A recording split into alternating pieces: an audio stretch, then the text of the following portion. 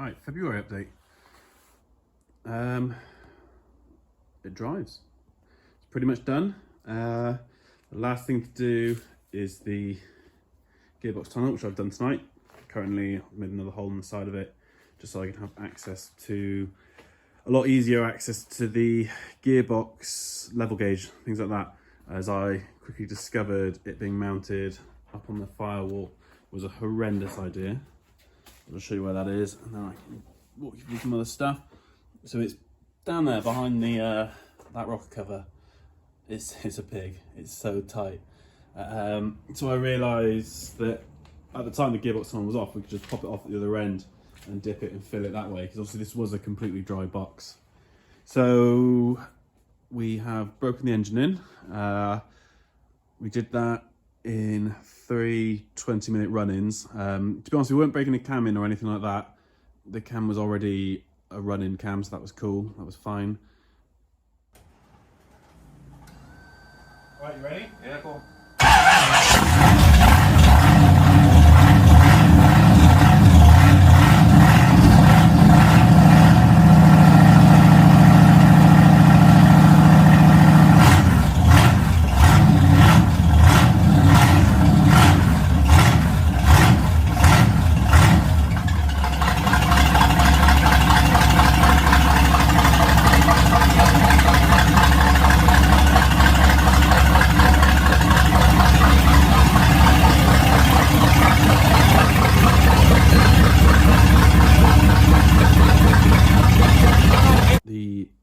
It was more just bedding the pistons in, stuff like that, all the rings and bearings and stuff.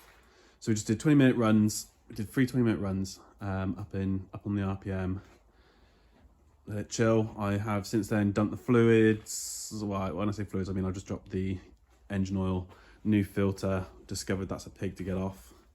He sits right on top of the chassis rail. It's walking in front of the light.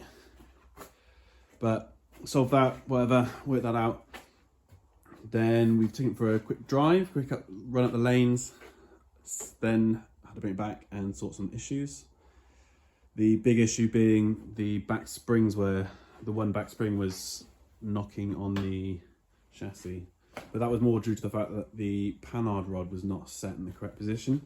So we had a lot more tyre on this side, if you know what I mean. It was that the axle wasn't straight, so this side was a lot closer to us, and on the other side there was a much bigger gap between the arch and the tyre.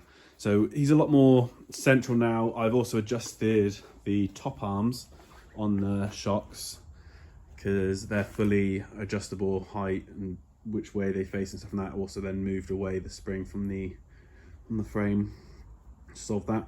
I have had to order new springs, obviously. The car weighs a little over a ton. I mean, with me in it, we're talking sort of 10 kilos over a ton. So if I lose 10 kilos or cut 10 kilos out the car, it's worrying that I'd rather look at the angle grinder than go to the gym. But whatever. So that's pretty cool. So yeah, ordered new springs. To be honest, because I did all the maths myself and I couldn't be bothered to ask anyone for help, I decided instead of ordering Nitron coils, I've gone for ProTech coils, because they are literally less than half the price. So done that, fitted those just for some testing really, because if I've ordered the wrong springs, I didn't want to spend near 500 quid with Nitron just to discover I'd done it wrong. To be honest, I should have just spoken to someone at say ProTech or Nitron, but whatever. I'm an independent man, I was going to do it myself. I mean, the math works out. So I've overweighted the front and slightly underweighted the back. When I say slightly, I mean we're talking like 10-15 pounds, in the hopes that what will happen is under acceleration it will relax on the front and load up the back, or something like that. We had to spend a bit of time getting the car to sit happy. Obviously I had the corner weights and stuff, and I am clearly not someone for setting up suspension. That took a long time to not really get very far. I could either have the front perfectly balanced or the back perfectly balanced. I couldn't have both at the same time, if you know what I mean. Like, I couldn't have both back springs weighing the same amount and both the fronts weighing the same amount. But this was also before adjusting the top arms. Since doing that, the car sits better. You could see the car was sat on a right little bonk. It was the back left was pushed quite high up, and that was obviously pushing down the front right, if that makes sense. So that air intake is not the one that's going to stay there. That's just there because I'm trying to work out what I want to do with that. So it actually makes the engine bay look like there's loads more room. That's the one I've just ordered from the States. They actually wouldn't ship it out of the States, so luckily I had a friend going, and he brought that back for me, so that's pretty cool. Sorry, I just realised I was about to lean the camera on the stop button. Yeah, so my plan with that is I'll turn it to one side and we'll plumb a fresh air intake, probably from a headlight or something like that, for a bit of racing and just for a bit of fun really. To be honest, they're a lot better. You're actually grabbing air from somewhere fresh instead of just grabbing hot air from around the engine bay. Obviously that pancake filter I mainly bought that just for the fact of running the engine in. I didn't want it sitting for 20 minutes with no filter on it. There's a lot of dust in this garage, and there's a lot of dust on the car and around the car, and as much as you clean stuff, it's going to find some, and the last thing I'd want is to trash the engine from it inhaling a load of dust from things I've ground down and not, cleaned up afterwards, so whatever. That electric water pump is fantastic. I'm absolutely staggered by how good an electric water pump is. Let me come down here and we'll talk about the electric water pump. I should have brought a mat with me. Let me grab the torch. So here it is. It's very condensation-y here in this garage. Big reason I want to leave. Can I turn that down? No, can I turn it off? Okay. So, yes. The only thing we discovered is, you lose the little bypass plug from the block. So just under this, you can see the white of it now, is a bypass port for the water. On a standard Chevy water pump, it would come down and round and solve that problem. But this one doesn't. So it comes with a little core plug. I wabbed that in, whatever. We filled the engine up with fluids and stuff. And to be honest, it was fine for about a week. And then come out one day and there's a big puddle under it and it's happily weeing out of this core plug. It was so frustrating. So that's then all the front end come back off, stuff like that. And in the end, what we did is we've tapped the hole and I've put like a stud in there, cut a slot in it if I ever have to take it back out, and put a load of Loctite on it and sealed him right in there. And he's been fine since. Then this made me think that, because I did notice after I did that, so we dropped about I can't try and think how much fluids I dropped out. 5, 6, about 10 litres of fluid out, and then I could only get about 4 back in, and I was like, oh man, this ain't right.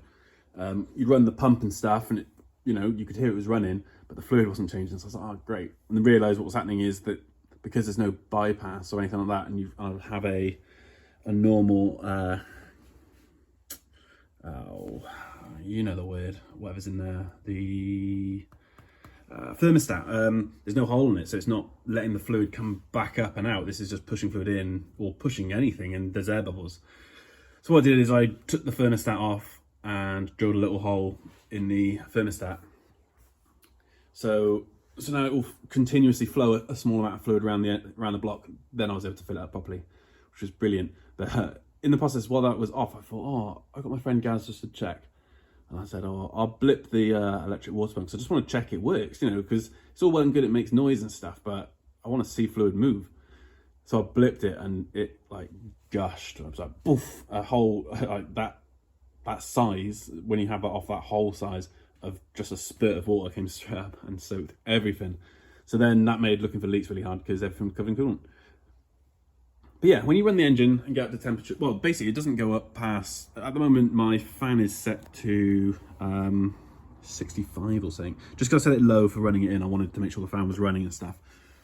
I wanted it to kick in early, stuff like that. So we just didn't get the temperature gauge past 65. We'd come up onto 65 and just stay there. And the second you turn the engine off, within about 30 seconds, the fan would turn back off. And you carry on watching the thermostat, the temperature gauge, sorry, the temperature would drop all the way back down to almost 30 degrees within a minute. Obviously, you turn the water pump back off and it creeps back up because the block still has heat in it. But yeah, it's really good. I'm really impressed with it. Obviously, the big drawback is how long it is, and we talked about that before, and how lucky I was that this fan still fitted after paying for a shroud to be made. Yeah, I'm trying to think what else I've done. I would start the car for you right now, but it's a bit late, and I don't really want to. Basically, it's I want to say it's not too noisy, but I'm not trying to sleep next door. You know what I mean? It's a bit like other hot rods with loud exhausts. To have a conversation on the inside, you've got to shout at each other. Also, there's no shifter linkage connected right now, and I've fiddled with that beforehand, so I don't have a clue if it's still in park or not.